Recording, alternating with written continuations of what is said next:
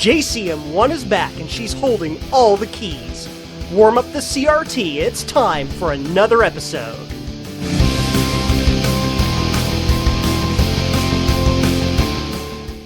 Welcome back. So, where the heck has JCM-1 been for the past, 8 months or so? Well, I'll tell you where we've been. To start off with, I got a little discouraged. The next step in the project, which we'll be going over in detail here in a few minutes, the perceived complexity of the project got me kind of down in the dumps. Also, the tool chain I had to set up to get to the point to be able to work on that next part of the project was an absolute pain in the butt, and I had to learn a new programming language and all this stuff, which actually ended up not being that hard. I decided, months and months later, to actually sit down and start working on it, and I had the whole thing figured out in about 2 days. So it wasn't as complicated as I originally thought. So I kind of fretted and worried for no reason. On top of that, I ended up acquiring a whole bunch of computers from another local Ohioan here, a TRS-80 Model 1, a TI-99 4A, a Commodore Amiga 500, and an IBM PC Junior over here. You've seen a couple of my videos since then, so you know I've been working on those. Additionally, I acquired the NEC PC 8001A, officially the rarest computer in my collection, that needed some TLC and some working on too, so that got a video as well. And of course I did those videos because I was discouraged about the next step in the project, so whatever. Got through those things, got over my whatever hurdle it was in my head, and now we're back. So let's dig into JCM-1 itself. Before we take a look at the project, the next step in the project, I want to show you what I've actually changed on JCM-1 in between. So let's look at it here. There is JCM-1, and oh my gosh, it is crazy changed. And I'll tell you why this is all changed. The first step of all of this was the next piece of the project, which you could probably guess from the title, is a keyboard, a hand-wired keyboard matrix. To facilitate that, I had to design the keyboard matrix and do all that stuff, but I also had to wire some stuff into JCM-1. You can see this new keyboard header right here to make it work. Some logic, some select lines, and things like that to make that all function correctly. But in the process of doing that, I somehow killed JCM-1. It died completely. Well, not completely. So I was futzing around with that. After I wired in the keyboard, I found that under certain circumstances, sound did not work. On top of that, it also wouldn't post. And I found that if I had removed the sound via, it would post and work correctly. Just pulling that chip out there fixed the problem. Like, that's weird. So I figured, the cause of all of that was when I was futzing around with adding the keyboard connector on there and wiring that up. I screwed up something, I cross-wired something, whatever. I stared at it for about 20 minutes and couldn't figure it out. I didn't see anything out of place, but I figured, I must have just screwed something up in the wiring. Let's just go ahead and rebuild JCM-1. So I ordered in a whole bunch of parts and did that. As you can see, it's on a nice, more solid fiberglass board instead of the old-style phenolic board. And this is also dual-sided, so I can solder on both sides and whatnot. Much better quality there. So, I was just like, instead of trying to diagnose the problem, we'll just rewire the whole thing. It's needed it anyway. And again, as you can see, I was able to compress things quite a bit while doing that. In the process of doing the rewire, before I did the rewire, I went back at my schematics and looked through everything, looked at the back of the old board, checked everything out to see, okay, so is this really the best design that we can do? And I found out that I could eliminate a whole bunch of chips while I was at it. All 7 of those chips were rendered completely obsolete by the addition of one chip right here. And I'll tell you what that is before we get into anything further. Actually, no, we'll skip ahead. Basically, eliminated chips made the system better. If we flip it over and look at it, you can see I did a much cleaner job at the wiring on that. It's still not perfect, obviously. I'm still in learner mode. But that is so much cleaner than this mess. Oh my gosh, that is just awful! So, you know, it's cleaner, it's nicer, it's better designed, this, that, the other, yada, yada, yada. So anyway, I go through the entire process of removing chips I didn't need and rewiring it and maybe making it designed all super nice and clean and pretty and everything's great. And I plug it in and turn it on and the sound still doesn't work. The sound is still a mess. I turn it on and the sound chips are slammed like full volume, all noise. So they're just both going all the time. Crazy. So then I'm like, I get really grumpy. I flip the board over again and I check every single wire, every single trace, wire by wire by wire. Everything is fine. I check the schematic to make sure the schematic is written correctly. Everything's fine there. A couple small errors, but nothing that would affect that part of the operation. Like pin numbers were like repeated and just weird things like that, but nothing that would affect my translating the schematic to the board. Then I also checked the wiring of the new board against the old JCM-1, and lo and behold, everything is perfect. So I have a bad chip, right? So as you can see, if you look very carefully, I have some solder points of some junk in here in the board. Because my original rewire of this, I had all these chips on that board. And I figured, well, you know, let's just eliminate variables. As I was going through things, I'd find out as I plugged in or out certain things, things would work and then not work. So I figured it's got to be my address decoder. Something's weird with that. The design is too large for the decoder now, or, you know, whatever it is. So I sit back and I think about it. I think really long and I think really hard about that address decoder. And I figure I can do the entire address decoder with a ROM, effectively. Steve Wozniak in his ROM-based state machine for the Disk 2 card kind of struck me when I was thinking about this. Not insofar as trying to copy Woz or that I should do it like the disk controller, but it kind of weirdly came to me as an epiphany. I'll just use a ROM. Wait, that's how Woz did it. So basically I used a ROM as the memory mapper, which I'll get into that a little bit more at the end, and found that it still didn't work. Even with this memory mapper, everything functioned correctly, but the sound was not working. It was still noise. Okay, so then I start swapping chips. I swap every single chip I have. The only chip I did not have was a CPU, so I swapped every chip. As I pull certain ones out, it would change. It would put certain ones back in, it would change, but it wouldn't correct the problem. Super grump. So I think, okay, something in the process at the last piece of code I wrote for the ROM or something was screwy, so I started looking at ROM. And looking at the way the ROM writes to the sound chips and all of that. And it all looks correct to me. You know, I wrote it. It worked before. It should work now, but it wasn't.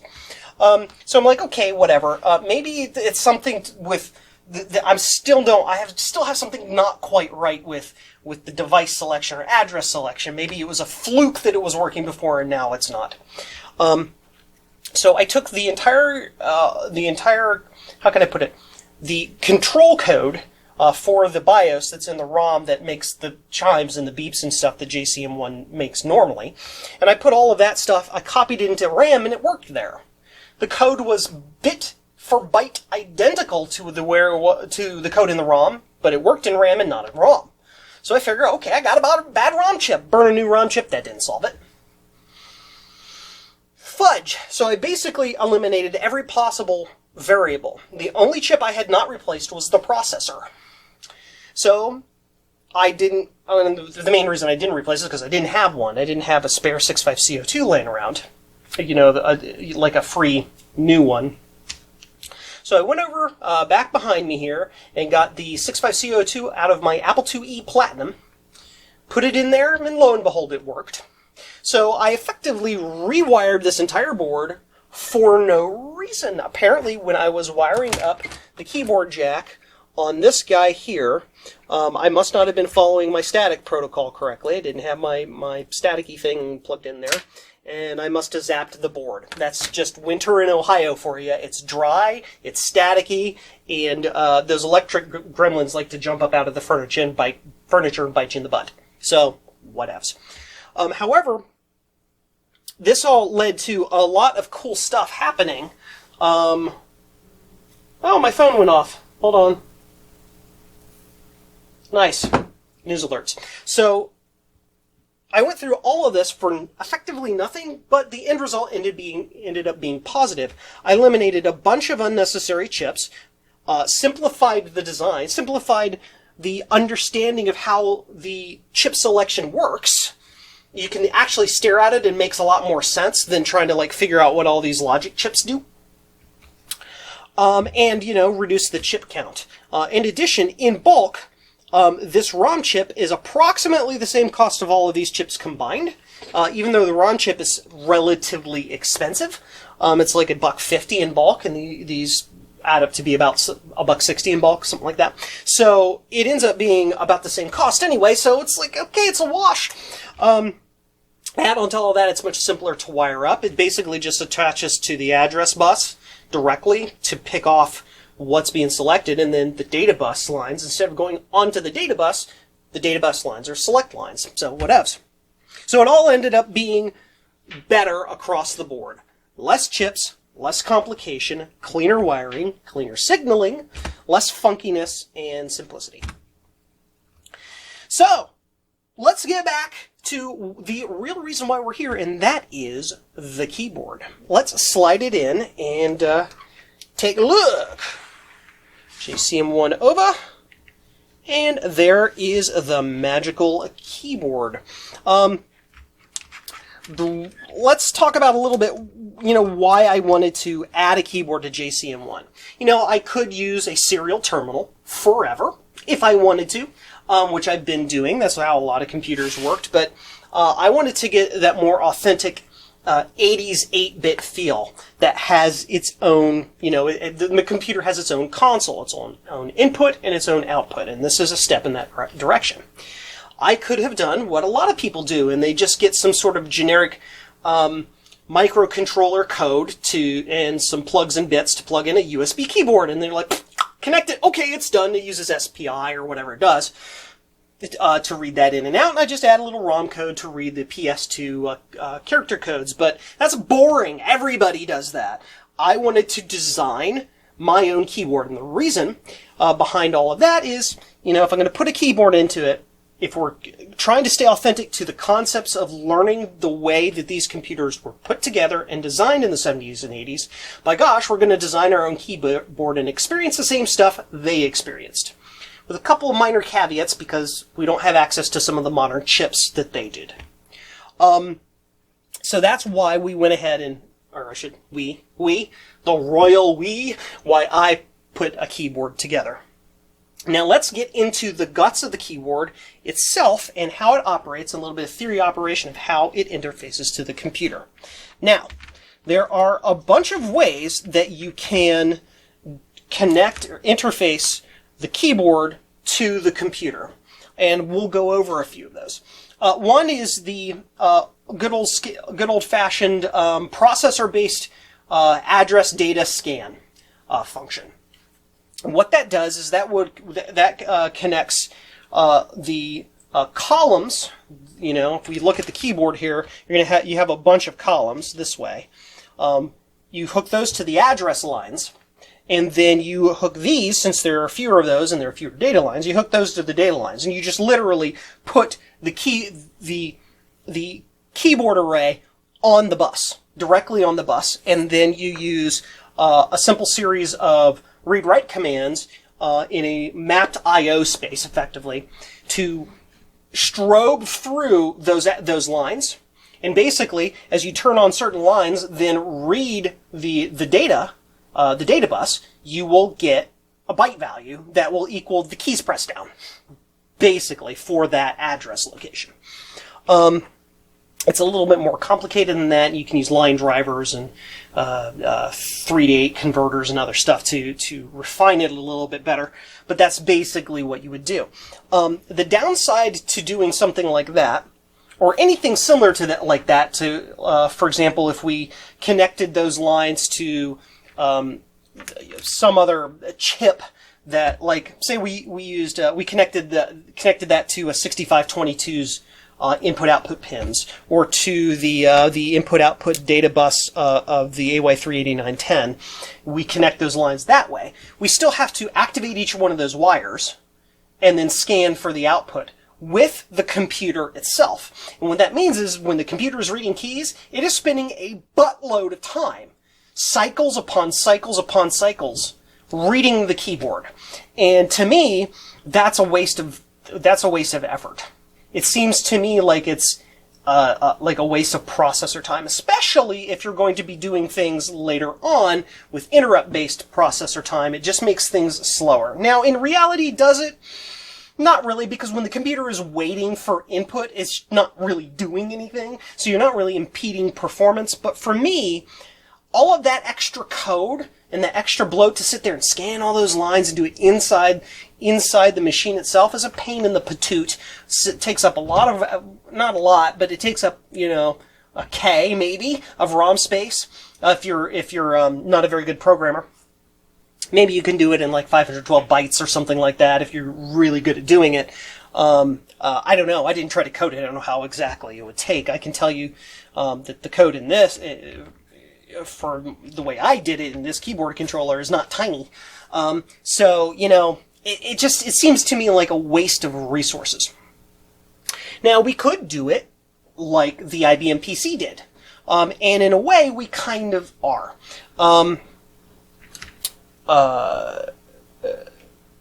Actually, let me step back for that. There is one more example. We could do it the way like the Apple II or kind of kindred computers did and have a dedicated keyboard controller chip like the the AY3 9600 Pro or 3600 Pro, whatever it is. Basically, it's just it's a chip dedicated and designed specifically for scanning a keyboard. But its design is limited to the way the chip is designed. So your keyboard gets designed around the chip, and then you have ROMs you got to pass it through and all this other stuff. And that's basically how the Apple II does it. And it's similar to the way that we're doing it here. We'll get onto that in a little bit. In that, it just basically, the keyboard controls itself. It's its own computer. And when you read a specific memory location, it just passes the data onto the data bus for the computer to read. That's effectively what it is. Getting back to the IBM, we could do it like the IBM PC does, which is a little complicated, where the IBM PC has super duper flexibility. It can tell when a key is down, when it's up, when it's repeating, when it's doing this, when it's doing that, blah, blah, blah, blah, blah. And it sends this data over to the computer serially, over a serial line. But the thing is the keyboard is fully independent, and it triggers the computer to read keys via an interrupt. Basically, it's like, hey, computer, I got data for you. You better come get it or it's going to be gone. And I didn't like the interrupt concept of that. To me, that seems it doesn't seem quite homebrewy 80s enough. It seems a little bit more the correct way to do things. The way IBM tended to do stuff, and that seemed a little bit too modern for me. And also potentially expensive, adding extra chips and stuff to JCM-1 and changing the code and having an interrupt service routine, but the interrupt service routine being modular, so later on down the road, the JCM-1 knows how to deal with multiple interrupts. On the IBM, it's not that bad because, the Intel processors have multiple interrupt levels that they can pick. 6502's basically got two. It's got NMI and IRQ. And IRQ shares its vector with break or reset or something like that. So it's limited in the level of IRQs that we can determine. So trying to integrate say, I don't know, operating system IRQs or communications IRQs or anything like that, later on down the road with IRQs built into the machine, not easy to do with a 6502. It's not really the way you do it on that machine. So I went for a mix of the Apple II way and the IBM way. So the Apple II way is it has this dumb chip. It's really a state machine. It's all it is. It's a state machine that's connected to wires, and when you press a button, it outputs a certain state through a ROM, which then converts it into the button value you're actually pressing, which then passes it into a shift register. That is very similar electronically to how this keyboard works. However, it's more like the IBM keyboard in that instead of having a dedicated stupid state machine, it actually has a processor in it. The IBM used the 8051 microcontroller or something like that. It's a little processor very similar to an 8008 or an 8080 mnemonically, so it's relatively easy to program, but it is a microcontroller. It's got its own ROM and RAM and all of that stuff. It's its own little computer, basically. And that's what we've designed here. So let's get into the design of the keyboard itself a little bit now that you've listened to me ramble on for about 20 minutes about things. So here's the keyboard. It's a standard row and column matrix keyboard. So you have columns here this way and rows this way. And what the microcontroller does is has a little loop. It runs in a loop constantly, polling the state of these keys by activating a column, then a row, then a column, then a row, then a column, then a row, to see if it receives a true bit, a positive value, a 1 instead of 0, an on instead of an off. So, say it starts with row 1, and it reads column 1. That means, how can I put it? It will turn voltage on to row 1 and activate the entire row. So the whole row has electricity on it. But then it reads column 1. So if row 1 is on and then it reads column 1 but column 1 isn't pressed, it'll get a 0 value at that column input. And then it just repeats that. It repeats that all the way down. Then it'll turn this row on and read the columns. Then turn this row on, then read the columns. Then turn this row on, read the columns, this row, read the columns. Repetitively, over and over and over again. As it's reading by, if you happen to have a button pressed, instead of receiving a 0, it receives a 1 at that input pin, and it knows, okay, that button's pressed. Then there's code that says, okay, if this button's pressed, do this or that or the other.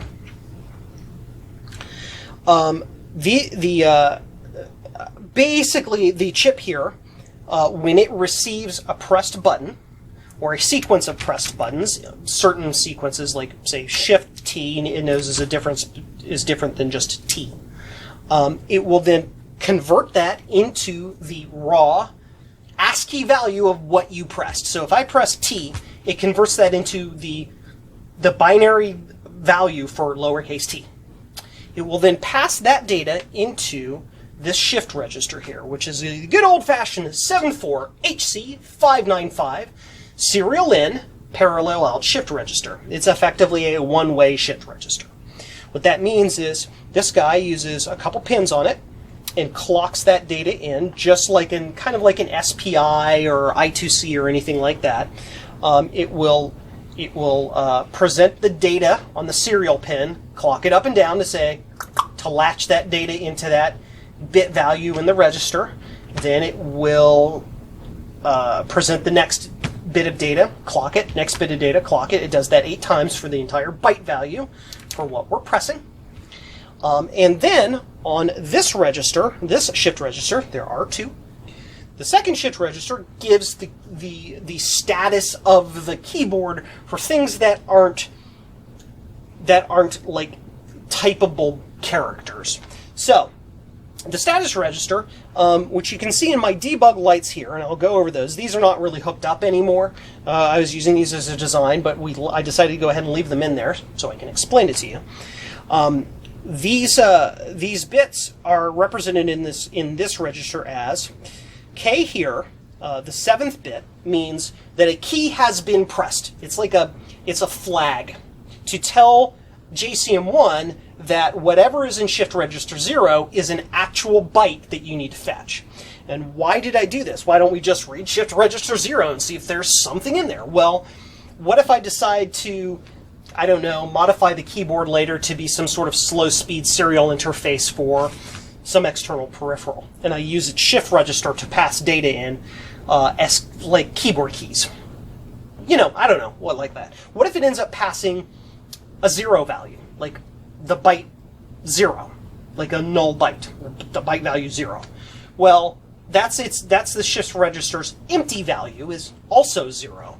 We don't want to accidentally pick up or miss a 0 or pick up a 0 we shouldn't pick up or something like that, because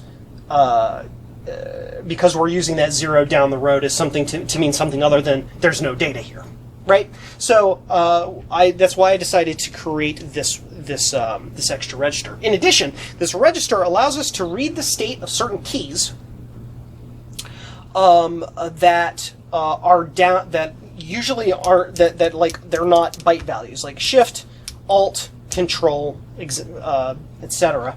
The caps lock key. Why would we need to know that? Oh, I don't know, some sort of program that checks to see if multiple keys are pressed. Like, see, like I want to know, like, if you're pressing Alt F. Well, Alt F doesn't have an ASCII value. Alt F means whatever you want it to mean, right? So I need to be able to tell the computer in its code, whatever code it's using later, that the Alt button is pressed down. So what you do is pass those values in this register. So this means an ASCII value exists in this register. A key's been pressed. That's why I labeled it K for key. A for Alt, C for Control, S for Shift, so we can independently see if Shift has been pressed. And then L means caps lock. So I can actually tell from JCM-1 if I want if the caps lock is down or up. Now, explain a little bit the persistence of these characters here. So this shift register keeps the last key pressed, basically. Say it was G. It keeps G in it, then turns this register on, and then will leave those values alone. It won't change them once you've pressed a key. Why? Because this is a very, very simple device, and JCM-1 should be more than fast enough to suck keys out of the keyboard before, we have multiple keys being pressed and losing key presses and all that stuff. And in my testing, that's been proven to be true. It can suck keys out of the keyboard, no problem. Also, that makes coding this a lot simpler. If I press a key, basically the microcontroller stops. It stops scanning keys completely. It's like, I'm not going to try to keep track of that key's pressed and then I'm trying to get some other key and until JCM-1's picked it up. Why? Again, that keeps the code super simple. It's a lot easier to wrap your head around and when okay, JCM-1 hasn't picked up a key. I'm not doing anything until JCM-1 picks up that key. It just makes it simple. However, if this register can also receive values when no other key is pressed. For example, if I hold down the control key, this will receive C. C will light. This bit will light. Byte 2, or bit 2, 0, 1, 2, will turn to a 1. So that JCM-1, if it wanted to read those keys, it could pick up the value of that key and show it on the screen if you wanted to do, or use it for any combinatorial thing you wanted. But this register gets reset on every cycle. Every time this goes through the loop, every time it goes through the loop when there's not a value in the actual key register, this register gets reset. So it doesn't, if I press control, it won't just stay in there. The moment I let up on the control, when this passes through the next scan loop, it will clear that out. The reason being, again, these aren't byte values, they're up-down flags, effectively. They're, if it's lit, it's pressed down. If it's not lit, it's up. Now, JCM-1 can't unless it does an extremely fast polling routine, it can't like actively get the exact time those are pressed up like, say, an IBM keyboard can. But for what we're wanting to do for JCM1, that's fine. It'll work just fine. Similar programming paradigm is used in the Apple II for its Open Apple Control and Control Apple keys. Those are really those two keys are actually like paddle buttons, effectively, or enunciator inputs or something like that. I think they're paddle keys. So when you're scanning for the presence of those, you just check to see if that memory location is set to 1 instead of 0, basically. And that's how you tell if that button is down. You're not reading that as a keyboard key effectively and then clearing the keyboard to say, hey, I've read that key, you don't have to give it to me again. It's just because it's used in conjunction with other things. You just do a quick read of that. Okay, F was pressed. Is Alt also pressed? And then you would process that on the JCM1 side. Let's get into a little bit more of how, this guy interfaces with that. Looking at the logic here, so we did the same trick on the keyboard itself as we did on JCM1 when we redesigned it, in that I use a ROM chip to map certain select lines to certain things that the keyboard is supposed to do. So coming over from JCM1, there are, I believe we've got 3 lines. We do. We have the A0 line, the lowest address line, so we can tell if it's reading this, the key shift register or the status shift register, 0 or 1. That's what the A line lets us do. We have the RW line that we pull over that lets us tell if we're reading from the keyboard or if we're, I will say, writing to the keyboard. In reality, all that write does is it lets us know, okay, we're clearing the keyboard, which I'll get to in a minute. And then the third line is the keyboard select line. The keyboard select line, it tells us specifically we are in the keyboard's I/O space. So all these commands need to be interpreted and passed through this ROM onto the rest of the board. That's those 3 select lines come over here. Plus we have reset coming over and power. We have both power and ground coming over as well. Reset comes over so that when I hit reset, it resets the microcontroller and this, that, the other. But those come across, they pass through here, and then that is that. These 2 shift registers are wired in a couple different ways. Both of them have their data output lines wired directly to the data bus. And they're only going to write out to the data bus, or I should say, drive the data bus, when the memory space for the keyboard is active and it is in read mode, not write mode. Right? These two chips are clocked together, so that just to reduce the number of pins required on the microcontroller. I could use separate sets of pins to clock them or whatever. Let's just keep it simple. Run one trace through from one pin and just clock it. And then you select either this chip when you want to write to that one, or select that chip if you want to write to that one, whatever. And so that's how they're wired up. This LS08 right here is used to combine the inputs from the JCM1 and from the microcontroller, so that in certain circumstances we can ensure that if the microcontroller needs to clear the shift registers or JCM1 needs to clear the shift registers, they can both do so without clashing with each other. Basically, it's a little more complicated than that, but that's really all this little LS08 does. It ensures that the shift registers can be cleared and talked to from both sides without this guy and this guy butting heads. And that's the basics of that. It's really not that complicated. So we're going to take a short little pause while I set you up here to show you the keyboard in action. All right, we're back. I got everything set up, so let's go ahead and turn on JCM1. You get to watch JCM1 do what she does best, and I can then demonstrate for you how the keyboard works. So we'll go over here. A little battery here, and that's all that's needed to run JCM1. It's really not power hungry, so we'll plug that in.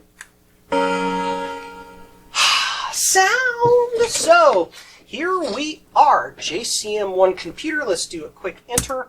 Yes, JCM-1 is working and responding as required. So, I am on the keyboard. You can tell I'm not over here. I'm on my actual keyboard here. And so we're going to type some stuff in. So let's, I don't know, we want to do list 0000. Sure, that's 0 and we can do that.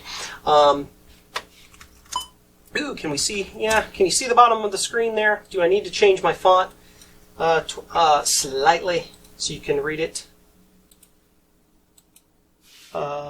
Maybe that size. There we go. That's a little bit better. That's easier to read. Yep, so, you know, everything works as expected. So I'm over here on my keyboard, and I can enter whatever I want, and it works perfectly fine. Now, say, for instance, we want to use this keyboard. Well, right now, as you can see, I'm pressing keys over here, but it's not active. It's not doing anything. That's because I have written into the ROM code a keyboard input vector, or really what I call a character ingest vector, or char-in, so that you can set, after the machine has booted up, you can set where characters actually come from. So the default power on right now is it receives, or it goes to fetch characters from the serial input. But let's change that. So right now, I0 is the serial input. That's the standard serial input. And if I do that, it continues I0. It's like, okay, it does it. If I put in some weird thing, it gives me... it actually continues to work. That's weird. Yeah, that's interesting. I thought I had error checking in there. Apparently I don't, but that's fine. But if I put in I1, you can see, you can hear me. I'm pressing keys. And JCM-1 is doing nothing. However, if I go over here, and I'm on this keyboard, watch carefully.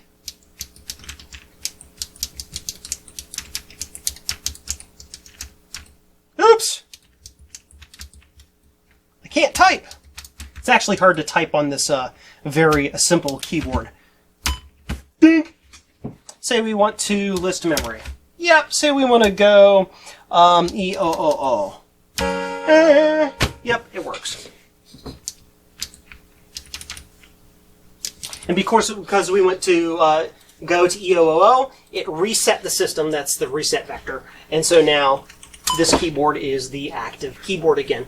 Very straightforward. On input 1, we're back to this keyboard. And you can see when I go back to that keyboard, there's a little character glitch. I still have a little to clean up on the input code and the character strobe clear code and some other things, but you know, it's not perfect. Yay, blah! And it works fine. So, that's that. Pretty cool. Now, let's take a look at the actual code, schematics, and all of that magic. So hold on just a second while I get you set up for that. Alright, so here is the code for JCM-1 for the ROM. Let's go ahead and see if I can zoom in a little bit. I think that'll be a little easier for you guys to read on the screen. Lots of little tiny changes as we went through this. Specifically, let's take a look. First one is the char-in vector. Of course, I created a new vector location that basically it's a 0-page location. I might change it elsewhere. I'm not sure if it needs to live in 0-page. 0-page real estate is very valuable, but this is where it lives now. Easy to change later.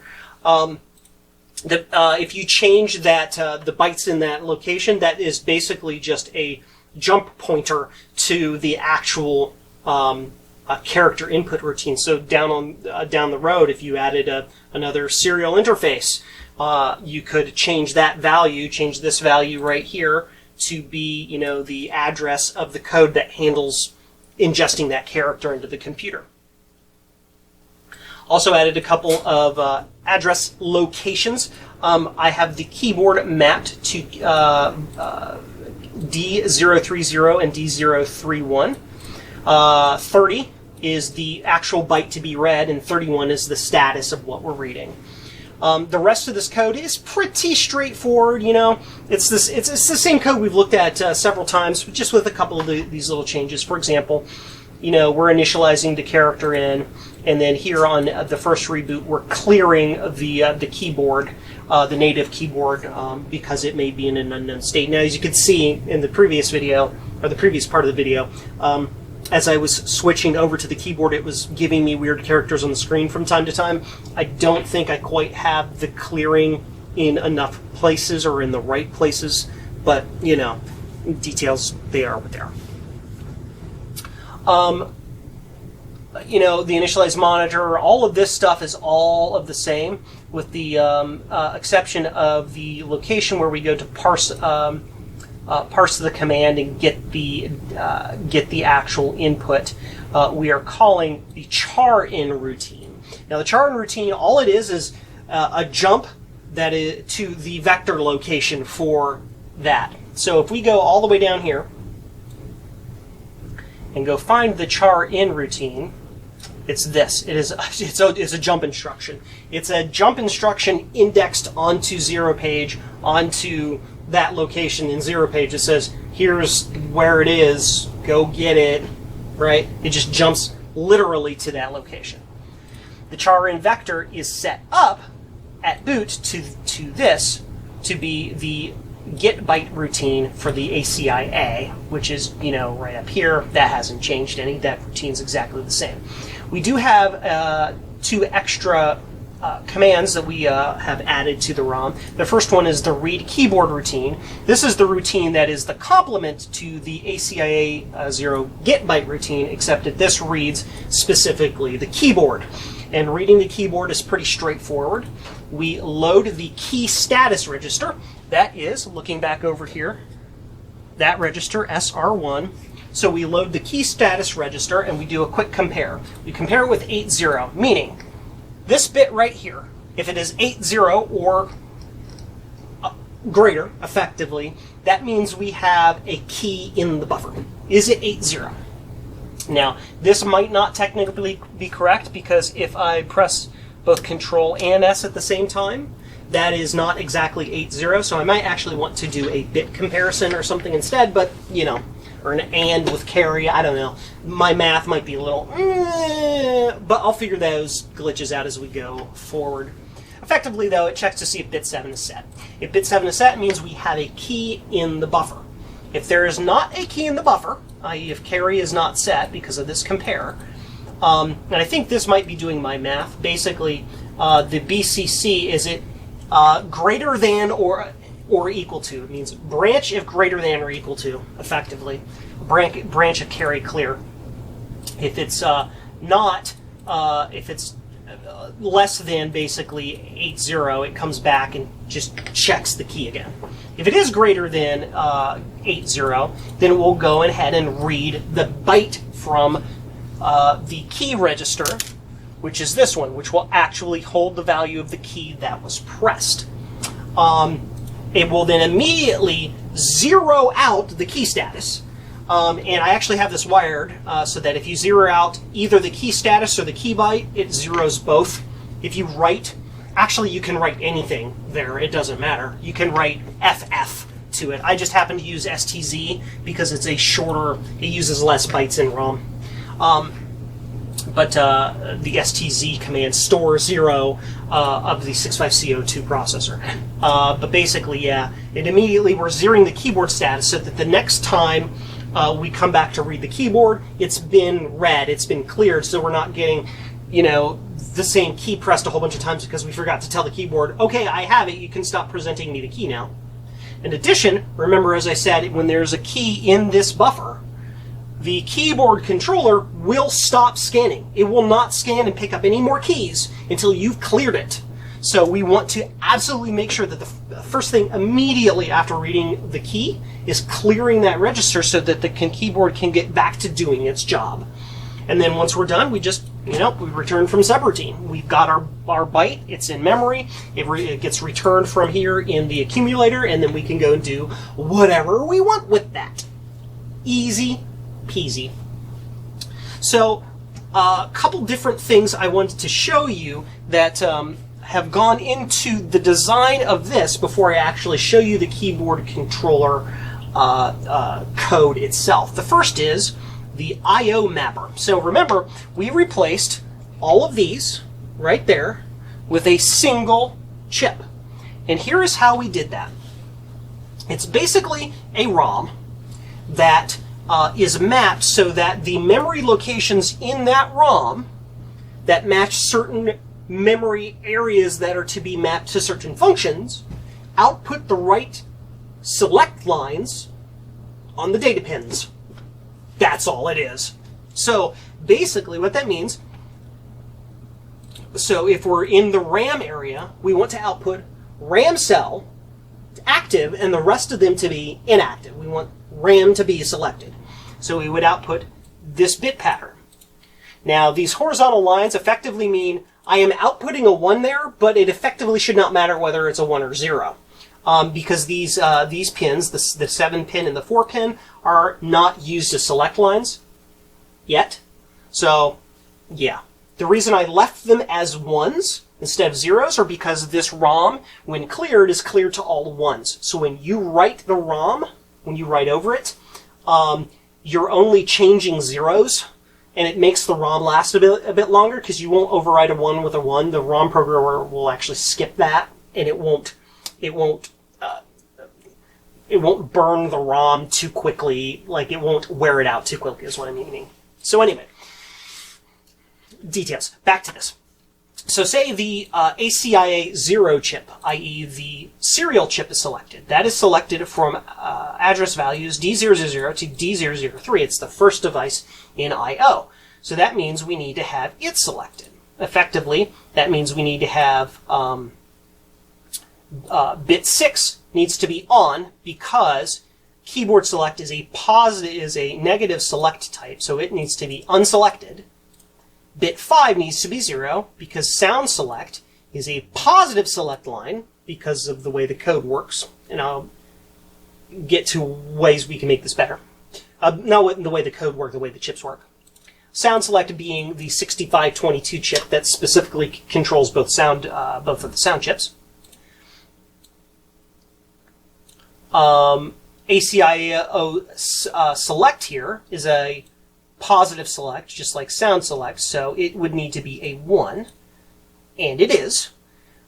This is going to be a 0, pin 2, because IO cell is, because we're in the IO space, and we're selecting an IO device, it would also need to be on, so it's 0 to be on, as we say. The select type here is 0. ROM cell does not need to be selected when I'm talking to the serial chip. So it would be a 1 because it is a negative select, so we make it positive to unselect it. And the same thing for RAM. And then you can just go through all of this to see how that all maps out.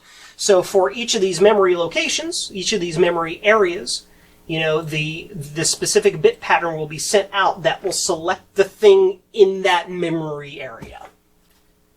Super simple. I don't have to use a whole bunch of LS738s to decode certain chunks of the address space to certain on-off select lines. I then don't have to pair all of that up with certain nans and ands and ors and negates and all of this stuff to get the actual select lines. I just feed it the address, and the ROM knows what it's programmed to know what in that address is supposed to have what bit pattern, and it just puts it out on the select lines, and it's done. It's super simple. It's very elegant. It's almost like, as I name it here, it's like an I/O state machine. It's basically what it is. So,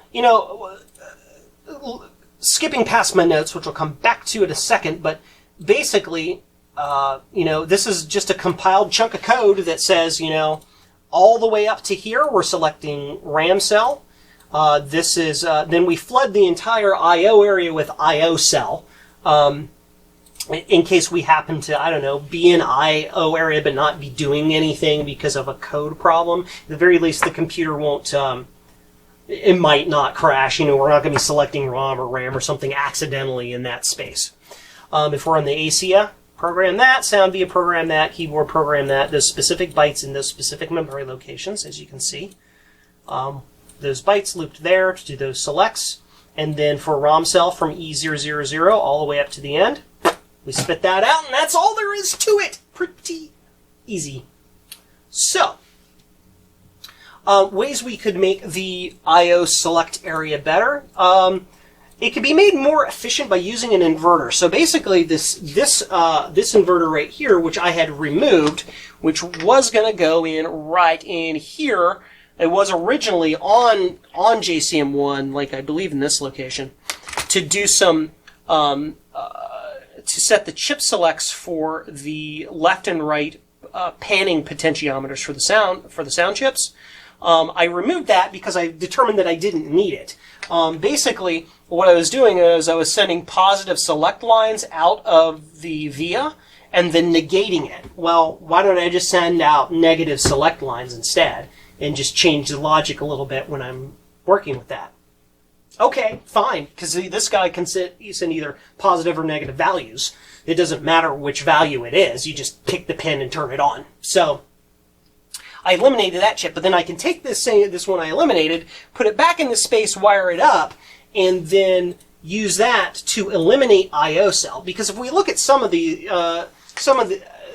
select lines and why they're here, for example, I/O cell basically tells us whether we're in the I/O space, and then both the ACIA and the sound chip have a second select line, which is a positive select line. That's because those two chips, in order to be active, have to have two select lines active. One of them negative and one of them positive. I don't know why. That's just how they are. Apparently you can like wire them up so that they're parallel in memory space and wire one of the lines to an address line, so it makes the addressing of them a little bit easier. But in this case, with the way that the registers are working with those two chips, I wouldn't set it up that way. So I've got these two select lines. Well, why would I need two select lines? Why don't we just have one? We have one select line coming out of the ROM. Then it goes into an inverter that makes the inverted select line for the other pin, and the inverter does all that magic. That would allow us to eliminate the I/O cell line completely, and I would have one more free select line for another device. You know, we could do that to be a little bit simpler. The I/O space could be made more efficient by nudging the extra memory spaces together. There is nothing saying, because I have a ROM-based memory selector, I/O select memory mapper layout, there's nothing saying that I can't slam all of those memory locations right on top of each other. Nothing to prevent us from doing that now. When I had the individual select circuits, I would have had to add a bunch more chips to be able to get address by address accurate mapping. And who wants to add a whole bunch of those chips? This is not an original Apple II. We don't need all of that extra address selection junk in there. Let's just use a ROM to do it, you know, and we could slam it all together. However, I did not remap everything. The reason being, I wanted it right off the bat to be compatible with all of the existing code I have with little modification, so I didn't have to go into all my code and change all the memory locations and of where routines are and this and that and the other. Although with my toolchain it wouldn't be that difficult to do, but I just left it in there that way I wouldn't have to do anything. I would just throw the code at it and it would work, right? You know, I may change some of those things later on, but as it stands, I have plenty of I/O space. You know, I've got enough for, gosh, like bunches and bunches. I mean, my I/O space goes all the way up to DFFF right now. So I/O space is gigantic. However, if I finish my design and realize I want more ROM, say, I don't know, I want some programs to be coupled with the BIOS and the monitor, or I really want to fancy and gussy up the monitor and add a lot of space, you know, I could shove I/O up farther, up to like D1 or something, and then get a whole bunch of extra space for ROM code, and that's fine. This would make that really super simple to do. I just take the chip out, reprogram these addresses, flash it, stick it back in. I/O space has changed. It's really awesome. So on the keyboard, remember we did the same thing. So when the keyboard is talking to the computer, it has to have its own select lines to know whether it's being read to, whether it's writing data out to the bus, and stuff like that. Also, so we can tell whether we're reading the the keyboard shift register or the status shift register. Did the exact same thing. It's a state machine. It's much, much simpler. Basically, it picks up these three lines, the address 0 line, the keyboard select line, and the read-write line. And so, if read-write is 1, meaning we're doing a read. If we're doing a read and the keyboard select is selected and we're at address 0, that means we are grabbing the keyboard byte. So that means key B enabled 0. Yes, 0 means enabled on that. Key S, key status output enabled is no. And key clear, we're clearing the keyboard. We're not clearing it because we're not doing a write. Same thing when doing the status byte, except these two values are inverted, meaning we are reading the key status but not reading the key byte. And then just to make this easy, if we're doing any write whatsoever to either of those values, don't care which one, it will zero out the entire keyboard. And that means SR clear goes on, and then it will clear both of those chips out completely. Now, I could have made this I/O space a little bit more efficient. If you look, the keyboard clearing is at 0 or at values 0 and 1 in the ROM, and then 4 and 5 are reading the key byte, and there's a couple bytes here, the blank space that are unused. I could have rearranged this to use less bits and whatnot, but by rearranging which pins are attached to what pins on the ROM, but it didn't. So, whatever. But that basically does that mapping. Now that we have all that gone through, we get to look at the actual PIC microcontroller code that does all of the keyboard scanning magic. So let me get that set up to show you, and we'll be right back. Alright, so here we are in MPLAB XIDE, the PIC microcontroller programming stuff. So let's start by talking about the PIC microcontroller that I decided to use. I went with the PIC 16F18875. The reason being, in my original on-paper sketches of designing the keyboard, I figured I'd need a whole bunch of input lines and output lines and this and that and the other, because my original design was going to have the PIC itself talk directly to the 6502 by presenting data directly to the 6502's bus. But then I changed my design, and then I ended up having a whole bunch of pins I didn't need. This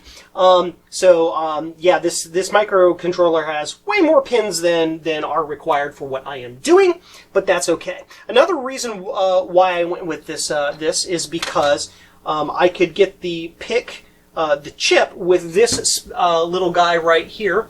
Maybe we'll put it on this window so you can see it. The Curiosity HPC board. This development board will allow me to play around with the chip to get to learn how to program the chip and make lights blink and stuff, so I could understand the paradigms that programming the chip use on a development board. In addition, this development board right along this side right here has a ROM programmer or a PIC programmer built right into it, and the whole thing was something like $50. It was insanely cheap. It had the chip and everything and blah. I think it was less than $50. So I'm like, yeah, done. So it's a great little development. It was just the perfect right there for what I needed to do. Now, if I was going to redesign this, I might redesign it with a PIC with a lot fewer pins. That might be a little bit less expensive. I'd have to rewire things and change the code a little bit to work with different pins, but for the most part, the code would be effectively the same, and it would just reduce the cost. A lot of this is PIC microcontroller craziness. I am not going to go into the nth degree of describing to you what all of this stuff means, because I barely know. I just taught myself the very basics of how this works to be able to make it function. We do have a lot of local defines here to set what pins, these RC pins, for example, on the chip itself equal the rows, which pins equal the columns, which pins equal different lights meaning different things. what pins are the output for the serial bus to the shift registers. This pin is that clock for the shift register to clock the data in and out. These are the 2 clock lines that specifically enable the clocking for the shift register to actually work. And then the key flag, which is an input pin, which allows the PIC to know by reading a secondary pin on the keyboard status register. It allows the PIC to know whether or not JCM-1 has received the byte and cleared the registers. And then there's just more stuff here. This is just C code stuff that allows me to individually address certain bits of different registers and different pins and different this and different that. Into the main code we go. The first thing we do is we initialize the PIC, obviously, and then we spin in a busy loop, one big loop over and over and over and over again. While the key flag is 1, meaning that we have not received, JCM-1 hasn't grabbed the byte from the keyboard and cleared it yet. While that's 1, we continue, meaning we spin lock. We skip the rest of the code and go back and check again, and repeat that and repeat that and repeat that and repeat that until those buffers are clear.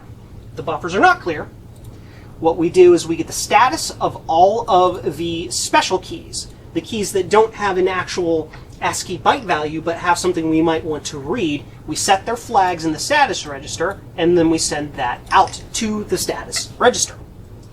Now we deal with caps lock, because caps lock is one of those special cases. It is a toggle key. Now, there are 2 ways we could have dealt with caps lock. I could do it the Apple II way, where there is a 2-state key. You press it once, and it clicks in place and holds itself and holds that value down, and effectively acts like a kind of a shift key that holds itself down. Or I could have a toggle, where you press it, and the microcontroller determines, well, what was it last time? It was that value, you press it, toggle it to the other value. I went with that so that I could use plain keys, and because I don't have toggleable push buttons available at the moment, and I don't plan to, because I did it in programming, because I don't have those buttons, and I didn't want to, I don't know, use like a literal toggle switch, like a flip-flop switch, to determine if that value was on or not. I did it in software. So basically, yeah, what it does, it reads the caps lock key, waits 10 milliseconds. I think it's actually microseconds.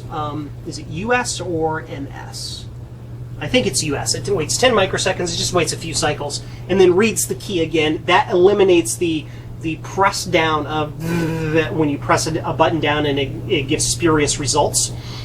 It waits a little bit, checks to see if it's gone again, and if it is still down at that point, then that means the key is past its key bounce nastiness and will continue. This also will help prevent the keyboard from picking up just random, I don't know, atmospheric noise, I don't know, static events. Help prevent it from thinking that those are actual key presses. It reads it again.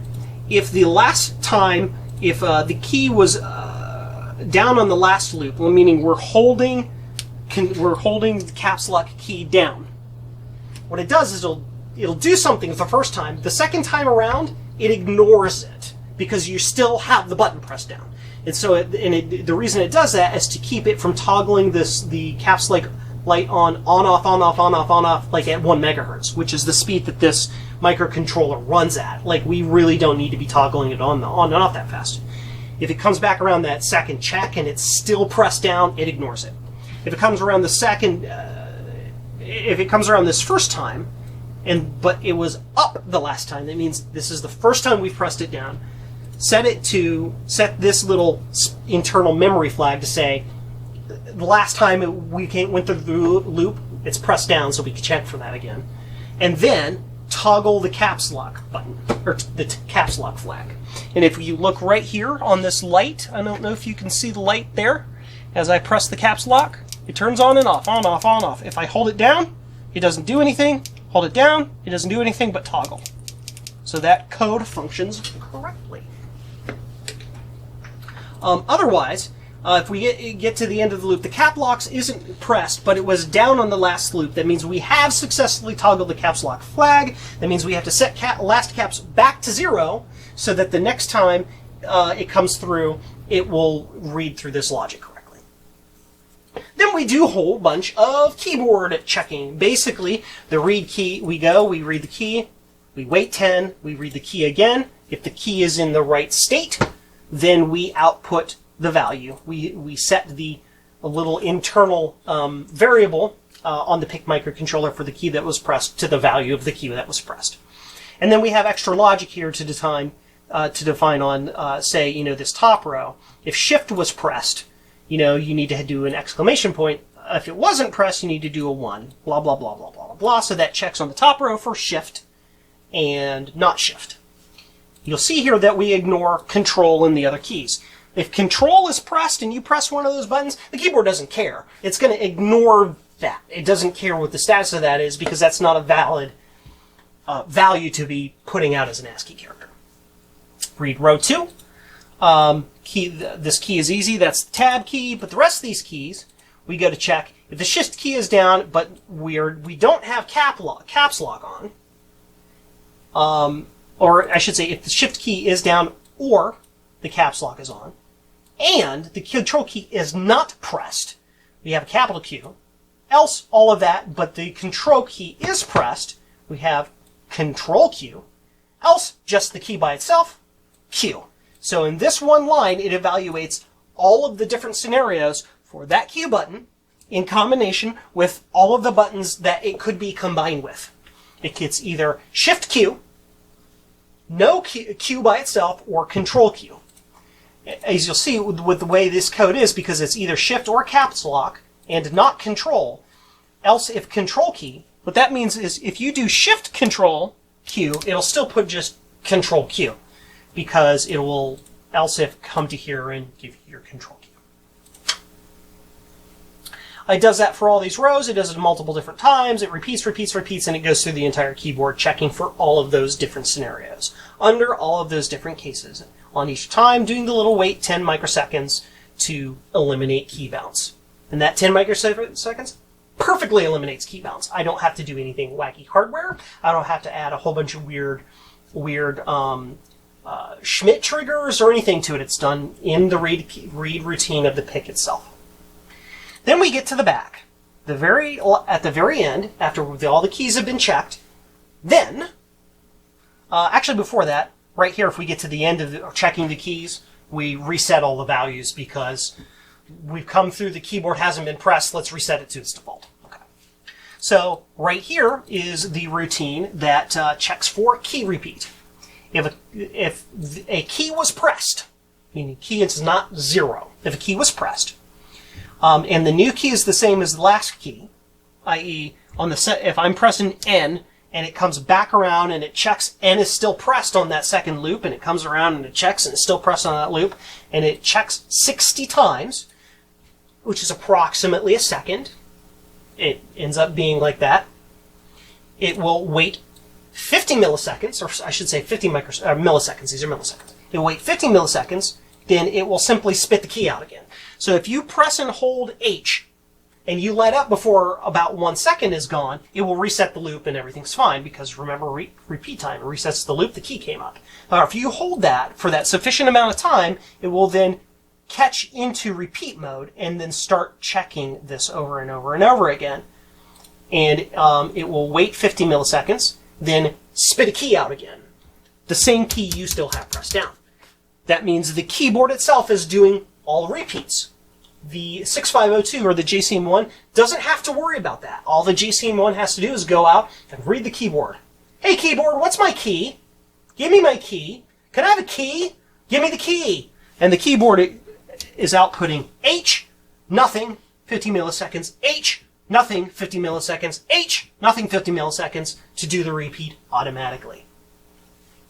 Now, here's where we catch that second condition. If we've gone through and we've checked for that same key, but we have not waited enough times, i.e. key repeat time hasn't repeated enough times, we increment the repeat time counter to get us closer to that time that we do the repeat, but then we output a key of 0. And what does key out 0 mean? Well, basically what that does is it will zero both of the keys, or both of the status registers, so that JCM-1 won't try to actually fetch a byte. It will receive nothing and be like, okay, there's nothing for me to do here. It won't spit it out to the screen. It will have no actual character there. But because we are clearing the register, that means that the keyboard, even though a key was pressed on last loop, it's clearing that register. The keyboard will come back around and see, oh, the register's clear. I can scan keys again. That's what allows you to hold that and have it not put the keyboard into spin lock. And the else, if the new key is not the same as the last key, i.e., the next time I come back and check around and it's a different key, like I'm going from G to J, what it does, it resets the repeat timer because we're not holding the previous key down. It goes ahead and it sends the new key out. Then it goes and it sets the last key to the key it just sent out so that it can come back up here to check to see, hey, is that key still pressed down? And this little piece of code handles all key repeating. So all of the functionality of key repeat, key debounce, and everything is handled entirely by the keyboard. And all JCM-1 has to do is read a memory location, see what's there, and deal with it. Super simple design. So, the rest of the code that's in here are just initialization for the PIC microcontroller that sets all of the different ports to the different values they need to be inputs or outputs or be ones or zeros upon startup and all of that stuff. Again, I'm not going to bore you with an actual lesson on programming PIC microcontrollers. That's best left to people like Dave Jones of the EEV blog. But these routines just are what actually, they do the meat and potatoes. For example, key out. So when we are wanting to actually send a key into the key register, we enable the register to be able to receive a key. We clock the key out to it. Then we flip the register back into 1, which means it will then present the bits we put into the shift register into the store register, and then they'll be presented on the read pins when selected. You can read more about how that would function by reading the datasheet of the 74LC595 shift register. I won't go into much more detail than that. We have a status out too, which is specifically for dealing with statuses. As you can see, when we send a key out, we also have to send the status out. Why? Because if we've read a key, even if none of the status keys are like Control-Shift-Alt, even if none of those are pressed down, we still need to set bit 7 of the status register so that the JCM-1 will know that there's a key waiting. So that's what we do right here. If we get to here and the key is not 0, i.e. it's nothing, that helps us deal with repeat earlier on. It's a thing. We add 128 to the status's value, 128 being the bit number 7 or the 8th bit on the far side. And then it clocks the statuses out. So it sends the key out, then it sends the status out to light pin 7 or D7 or whatever you want to call it, so that we know, hey, there's key waiting. A couple little quick delay loops, wait 10 and wait 50. And why did I do this? Very interesting. The PIC microcontroller has these delay functions. This delay function, what it is really, this is a macro that tells the compiler to inject a bunch of nops in order or some sort of loop or something. I don't know what it actually generates here, but it generates a chunk of code that effectively spin locks the processor for approximately that many milliseconds. For the timing that I'm dealing with, I just need these little delays of enough to be able to have a predictable operation. This works fine. However, the reason why I put these in subroutine calls is so that there's only one delay, one piece of delay code here. If I had injected this delay code directly into my code every time I needed it, it would have put a, I don't know how many byte long loop multiple times in the code and made the code a lot bigger, and to the point that the code might not have fit into the microcontroller's memory. This microcontroller only has like something like 8K of ROM in it. It doesn't have a lot of space. So I use these to reduce that amount of space. Basically, I just jump to the loop and then come back instead of injecting the loop multiple times. This is the read key routine. I borrowed this and modified it from somebody on the internet who was using it to read one of those little 4x4 tactile dome button things that are used in those little Arduino-y like projects. And they were using something like this, but this code worked perfectly for what I was doing. I just had to modify it to deal with more row and column lines, and that's all I did. And that's all this does. What it does is it checks to see is row 1 is on, and then it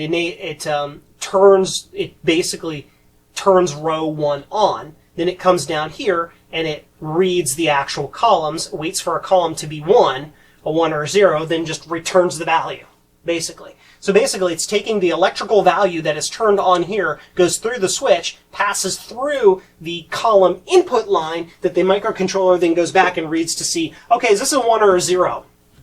It's kind of magical that way. It's very, very, very simple code.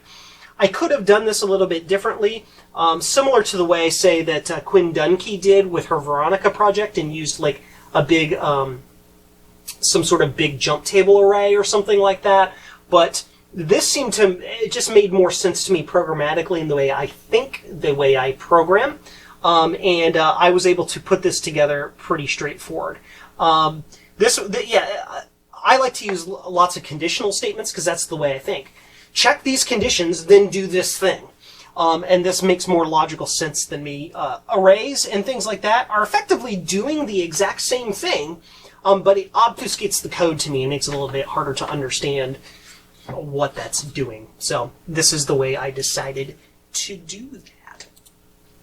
So we're going to take a look at the schematic code, or the schematic changes next, so we'll be right back in just a moment when I get that prepared for you on the screen. And we're back. So here are the schematic changes that we have done to JCM-1. So we're going to go ahead and zoom in, if we can. Sound generation. Here, that right in this area was that inverter that we were using to change the outputs from the sound via from positive outputs to negative outputs in order to pull the select line for each of the potentiometers. Well, what I realized is these buttons here, or not buttons, these pins can be 1 or 0. I can set them to either one, so we just have to, when we are programming the logic for these chips, we have to make sure that we set those pins to be high as default so that none of the chips are selected, and then set them to be low specifically when we're deciding to program to one or all of them. We can do that entirely in the sound via. We do not need an inverter for that. So inverter yanked out. You also see over here the big empty white space, the huge open white space, the negative nothing white space that used to be the memory, the entire I/O and memory selection. The entirety of that has been moved all the way up here to a single ROM chip, as we described. Now, as we look at it on the screen, it starts to make a little bit more sense of what I was talking about on select lines. Of course, we have the 16-bit bus of the 6502 going straight into this, and we have pin 16 pulled low, as it should, and these other pins set as they should be. The chip enable and output enable are pulled to ground, so that this chip, because it is effectively, I'm calling it an address decoder, you could call it a memory map or whatever, because it has to be active all the time and be putting out its select pins, whatever those pins might be, at all times in order for the machine to work. I tie those to ground so the ROM is always putting something out on the data bus. Then we use the data buses of the ROM as our select lines. And that's where that programming comes in. I can basically just make a bitmap that selects the correct lines that directly matches the memory map of the machine. And I can just see it in my head. I don't have to I have to write this stuff down on sheets of paper and write diagrams. No, you just program it to be the same memory locations, the same memory ranges, and it works. It's magic. It's super awesome.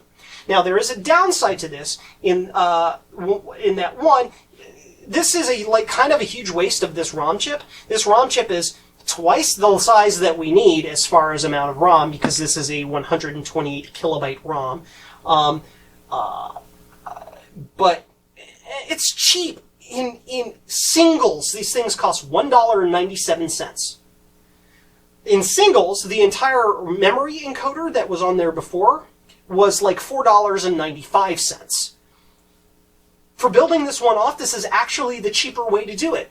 Even in bulk, it's almost a wash. You have to get up into really, really high chip counts. We're talking about tens of thousands in order for the individual Jelly Bean logic chips to be less expensive than this chip. And even then, all of the simplicity and the decomplexness and the elegance of this ROM chip makes it a no-brainer to simply continue to use that ROM chip. Now, there are other ROM chips I could use. I could use, say, two 32 kilobyte ROM chips to select, the entirety of just the 64 kilobytes of the actual system itself. But those two ROM chips in bulk are more expensive than a single chip like this, so it's a waste. But it's cheaper. It's not a waste if it's cheaper. If it costs less, it's the better way to do it. Now, going back to the select lines here, now that we're looking at the schematic, you can kind of see how that works. Each of these data lines corresponds to a specific device select line. So when I want those devices to be selected at certain memory locations, I just have to program in the bit value, or the bits in order that needs to be in order to make the pins the right values when it's at that memory location. It's super elegant. So let's go to the keyboard. I have that attached as a secondary schematic here, and we'll zoom in on that. Won't go into this guy too much. But yeah, it's basically the same design as is on JCM-1. It's got but it only has 3 inputs it has to select on. So this is like a huge waste. Like if you can find a super tiny, like 8-byte ROM somewhere that's cheaper than this, that would actually be a better use than this. But still, this is still the cheapest ROM that's a parallel ROM that I can find that exists. So, okay, whatever, I'll waste that space. It doesn't matter. It makes my life so much easier. For all the other address lines, address line 3 through 16 that we're not doing anything with, I just tie those low so they're not floating about, so that they're always presented as zeros. And then same thing here, these lines down here, the chip enable, write enable, all of those lines are tied to where they need to be in order for the chip to be always outputting of values on the select lines. And then again, select lines up here. We have the ROM B, meaning keyboard or byte. ROM byte output enable, ROM select output enable, and the keyboard shift register clear lines. Those are the only values I need to do anything with. Coming down to here, I will skip this up here for the moment. We're going to go down here to the shift registers. These are our 2 shift registers. They have their data lines right here tied directly to the 6502 bus. This key status has this second, it's shown as here on the schematic as QH negated. It's not actually QH negated, it's QH prime. This pin will always have the value that D7 has, but it will have that value whether or not the shift register has been told to be selected or not. So even if the shift register is not in a place where it's driving the data bus, this pin will still be driven. And now you know why I used bit 7 as my, hey, there's a key in the buffer, because I can read this pin off of this status or off this shift register anytime I want without having any interference whatsoever to the 6502. It allows the keyboard and the 6502, the 2 controllers, to become completely separate worlds without interfering with each other. Over here are the select lines. We have the serial input line, the clock line, the clear line, and then the R clock line. and then the output enable. You know, the output enable is what allows the 595 to drive the bus. The R clock line is what clocks the data from the shift register over to, which is on, just think of it, the shift register is on this side where the data comes in from the microcontroller. And there is actually a second memory register inside that register, which is the output register, or the storage register. There are two different 8-bit registers that are in there, and the reason it's done that way is to allow you to clock in data into the shift register while not actually changing what the output side of the shift register is outputting until you toggle that line, the R clock line. So you can be changing the values in the shift register live, but not affecting this side of the bus at all. Again, that is a firewall or a separation between the 6502 and the microcontroller. The microcontroller can be spitting a new key into the shift register at the exact same time the 6502 is reading it out, and they won't clash. They won't clash at all. The only way that they would ever clash is if the microcontroller happens to set the value in this register right at the same time the 6502 is reading it. But in that case, the 6502 is going to pick up the new value, and it should be fine. It would be exceedingly rare to impossible that the 6502 would read a byte value out of that is half one, and half of the other, because this thing has a nanoseconds switching time. It's well within the 1 microsecond clock time at 6502. So, you know, we're never going to have any problem where the two are fighting against each other for what should be in that register. And again, the key byte is effectively exactly the same thing, hooked up exactly the same way, all to the same bus pins, with the exception that I don't care what's in bit 7. I'm not doing anything with that. Here is der microcontroller. Microcontroller is pretty straightforward. You can see the C lines for the columns, keyboard columns, the R lines for the keyboard rows, and then you can see our different data lines. Our QH, which is our input over here from bit 7 of the status register, so that we can tell whether or not there's a key in the register or not, so that the keyboard controller knows whether it's going to spin lock or whether it can actually operate. You can think of it as almost like a halt flag, really. The microcontroller R clock 1 and R clock 0. So if we take a look at this, we have this R clock line that we have to deal with twice, and that will actually tie into this 08 register here, or this 08 logic, in a minute, and I'll tell you why. Then we have the SR clock, which is the actual serial register clock. In order for data to be latched in the register, you have to toggle that once. You present the data value on the serial pin right here, which is this one, to your register, then you clock the line. And then that will actually latch that value into the register location and then shift all the other locations down by one. Now, let's talk about these R clock lines. So the microprocessor, or UC as I have it here, microcontroller, has its own R clock lines. Yet, if you look up here, it's passed through an AND gate before it actually goes out to the registers themselves. Why is the reason for this? Again, firewall. We need the microcontroller to be able to toggle the R clock line. I believe it goes high, low. The R clock line goes low to be able to write values into the register, then goes high when it's done, so that it can then clock that value from the shift register side to the storage register side, so it's available to JCM-1. The R clock line has to be held and then released to do that. In addition, if you are clearing the shift register by using the SR clear line, the shift register clear line, this will depend on the implementation of the actual 595 chip you have. Some 595s, when you pull SR shift register clear low, it will clear the actual shift register side and the storage register side to completely clear out the register. But some 595s don't do that. Some 595s need you to have the shift register pulled low, the clock line clocked, or the R clock line clocked, low, high, then pull the shift register line back high again.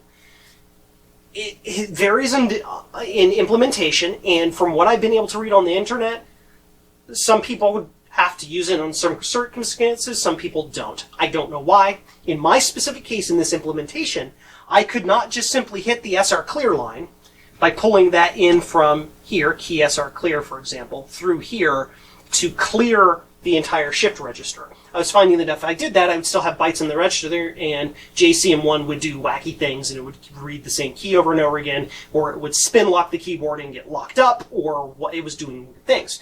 So, since both sides need to clock our clock, we run those through AND gates, which means if either one of those outputs a 0 at any time, put a 0 out to the actual shift register. Which means that both sides can push that 0 and pull that line low, again, without contending with each other. That allows the two sides to be completely firewalled, and that's how it works. Now, right here, all of the column lines on the microcontroller have pulled down resistors that pull them to ground so that they're at a 0 state, so that they're not floating. These are input pins. These are microcontroller input pins or processor input pins. Input pins to all your chips, when they are not being driven, they'll float all over the place and could be doing whatever. So you need to make sure you pull those to their unselected value, which in the case of these, unselected is 0, meaning no data. So I have pull down resistors on those to keep them at 0 volts until they decide to actually receive data through one of the keys from one of the row lines. Of course, all of these chips as well have a small decoupling capacitor. We already know about decoupling capacitors and why we need those. And then finally over here is the keyboard matrix. I'll zoom out a little bit. The keyboard matrix is pretty straightforward. I have 12 columns and 5 rows laid out in a mostly standard configuration with some wackiness down here at the bottom to make the keys fit.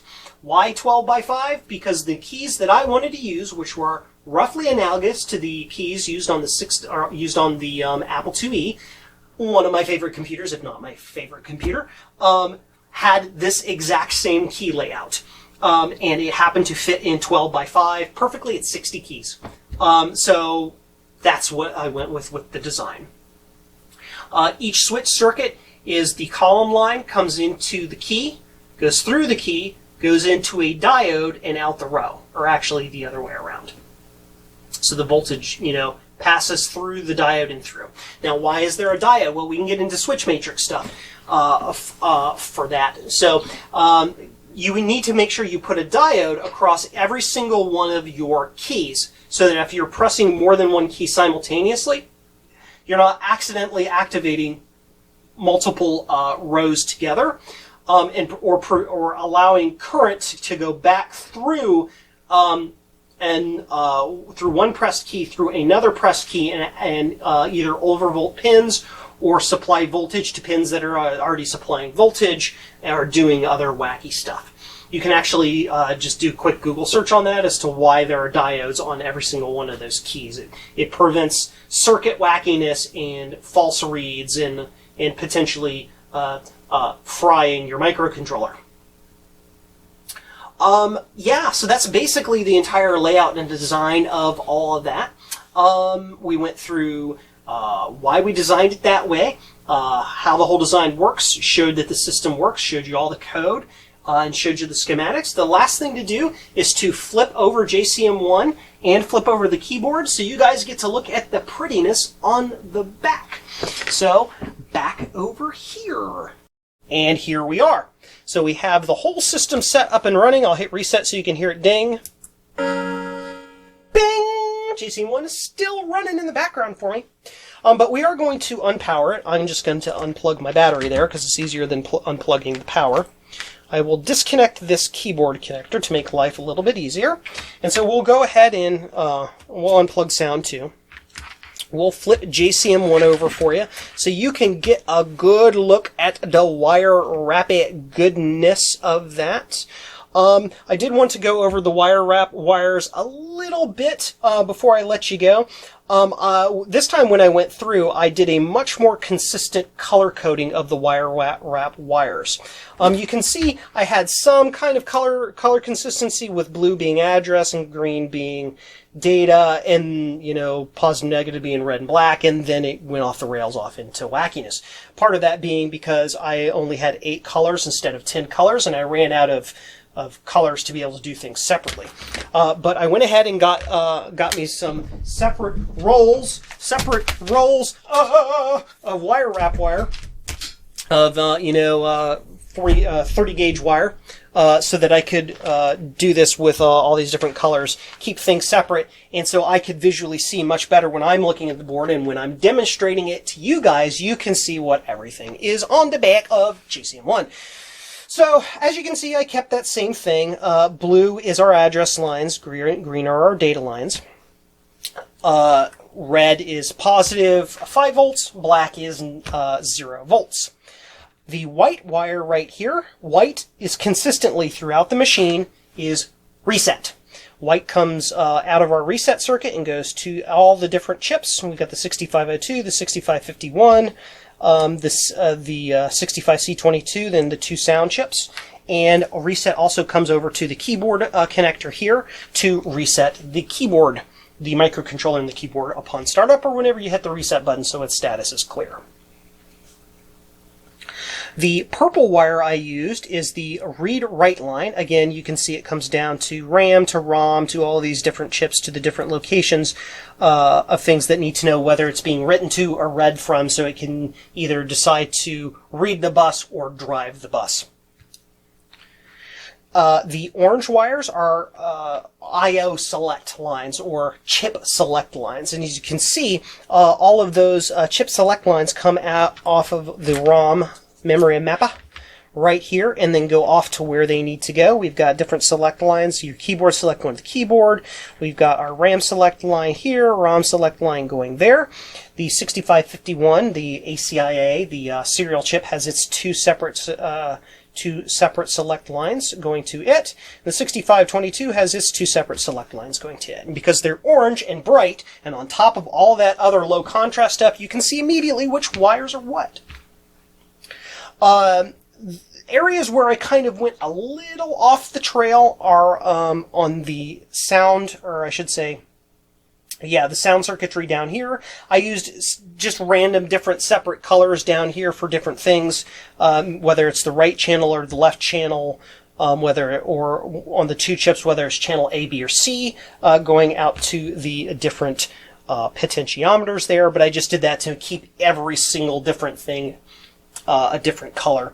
And because these wires down here are so far separated from the rest of their similarly colored wires up here, it's easy to see the difference and not get those confused. And then yellow is my generic connection wire. As you can see, I have a bunch of yellow up here in the reset circuit, a bunch of yellow here on the serial circuit, and a bunch of yellow here on the sound circuit. That's my general, what I would call, sub-circuit interconnection color. Stuff that's yellow means that stuff inside that little subsection of the computer itself. And the final color is brown. Brown I'm using almost explicitly and exclusively for data or audio or something leaving the board. It is going off of the machine. So that's cleaned all of those colors up. It is much easier to see, much easier to determine what is going on where, and it's nice and pretty. I was also very careful and very clean with how I ran my wires, as best as I could possibly do it with my skill set. Not like this abomination of a mess. But, you know, this is baby's first board, so you really can't fault me too much on that. And now let's take a look at the back side of the keyboard. Now this is a little bit messy, because this is, I consider this kind of the first prototype of the keyboard, and if I end up building, you know, a final design with actual pressable keys using like Cherry MX switches, which are 50 cents a piece, I don't know if I want to do that. maybe not. I don't know. Anyway, then, that design would be a lot cleaner. But this is just pretty straightforward. My yellow wires, which is very hard, the yellow wires, you can see it there. The yellow wires here are my columns, and it connects the different switch columns together. The orange wires here are the rows, which then go across through the diodes as described into the switch to activate those. And you can see I have some wackiness going down over here for that final row. Because, 1, 2, 3, 4, and this is like technically row 5, but it's all kind of slammed together because it just fit the array well. Up in here is our microcontroller, and you can see all of our wires from our rows and columns coming into the microcontroller. And then over here is the shift register side. We've got all of the lines coming in from JCM-1. We've got our data lines going over to the shift registers. We've got our select lines, which are kind of tight in here and hard to see. But we got our select lines here coming into the ROM in these pins with the rest of those pins, tied to ground. The rest of the address pins, because we don't need to do anything with those. The address pins tied to ground, and then we have our select lines coming out of, that's these two orange ones right here. We've got our select lines coming out of the ROM into our chips to make them do the thing they need to do. So yeah, that is basically all there is to it. Hold on. I dropped my pointy tool. Yeah, that's been a long time coming. JCM-1 has languished for a while, but you know what? We get back to what we need to do. We do what we need to do when we need to do it, and that is what it is. But I'm so glad that JCM-1 is back because I am super enthused to keep working on it. It's been really fun to work on this keyboard and make that go. So, I really hope you enjoyed this exposition. It's gone on for almost 2 hours. It's almost like one of my live streams. It's kind of crazy. But we had a lot of stuff to go over today. What is next in JCM-1's future? Well, when I'm looking at the design, really the only major thing that's left for JCM-1 that would really make us feature complete and ready to go would be video output. And I've been wrestling with the kind of video output I want to do. Do I want to do NTSC or composite output? The way the actual computers of those early 80s, like the 60 or the Apple II and Commodore 64 and all this, like they did? Or do we want to do some sort of RGB output, just raw RGB that we connect up to some fancy monitor? Do we want to create a VGA controller so I can connect it to a relatively modern monitor so that this guy will have better lasting power? I don't know. I haven't decided yet. All of the different options present all of their unique challenges. I'm leaning towards NTSC style or RS170 or R170 style composite output, because that really is the essence of this time period. But it's a pain in the butt to get the timing exactly right. And I'm not quite sure how I want to do that. I don't know if I want to get a chip that existed from the time period, like a Yamaha 9938 or TMS 9918 or something like that. That's basically does all of the magic, and all I have to do is give it RAM and data, and it does it. And I don't know if I want to cheat that much. I also don't know if I want to be as limited by that, by a chip that has built-in features everybody knows. I might want to do something surprising, like design my own manual video creator using, again, an AVR or a PIC, so that we can program that in code and show you in code on the screen how it actually functions, which would be a good description for you guys to learn how that works. But also, I tend to think better in code when we're starting to get down to things that are like finite in timing, like NTSC signaling has to be. Having a chip that does interrupt timers and stuff on very explicit, specific things. It's easier to just program to say every 63.8 milliseconds fire off a sync pulse. Just do that instead of trying to create an analog circuit and I don't want to do that. So, you know, that's how I'm leaning, but we will see where that goes. Hopefully, it won't be another 8 months before we get to that point, but I will tell you, even though I'm going to be actively working on it, this one's going to be a doozy. So I may show you steps in the process as I go, instead of waiting a really long time to get there. I'm not sure how I'm going to do that. So any thoughts on what you guys, you know, especially if there's anybody out there watching who's a much bigger expert at this stuff than I am. I'm not even an expert, I'm a novice. Who has ideas of how they've done it or in projects like this before, I would really love to have your input. So leave it in the comments down below. Let me know ideas of how you might do the same thing, and we can chat back and forth and, you know, figure out some sort of magic way to make that happen. That would be cool. Well, that's all for today's video. I really hope you enjoyed it. Now, remember, while you're here, to hit like and subscribe and all that YouTube-y stuff. You know, that keeps you up to date as to what I'm doing when I get new videos out. And the likes actually do help the YouTube algorithm magic work. The more likes I get on my videos, the more likely YouTube's going to suggest my videos to people because they're more popular, and then that means the more people get to watch, and then more people get to comment, and we get to build a community together about building cool old stuff. So that would be awesome. Remember too that I have a Patreon, so you know, if you super duper like what I am doing, you can go over there, drop $1 in the cup into my Patreon. There's a link in the description. And you will get early access to videos like this. You will get cool behind the scenes stuff. All of my patrons already know about this. They already have seen everything that's been happening with this, so they get to see this as I built it and the culmination of the completion. So if you want to be one of those cool people in the in crowd and be a member of the Nerd Army, go over to my Patreon, drop $1 in the cup, help me out. That helps me fund to buy the bits and pieces to do this stuff more quickly, and help me fill these racks back here with lots of cool computers so I can show them to you. So yeah, I really hope you enjoyed this video. If you did, while you're here, check out some of my other videos, and remember, as always, 8 bits are all you need.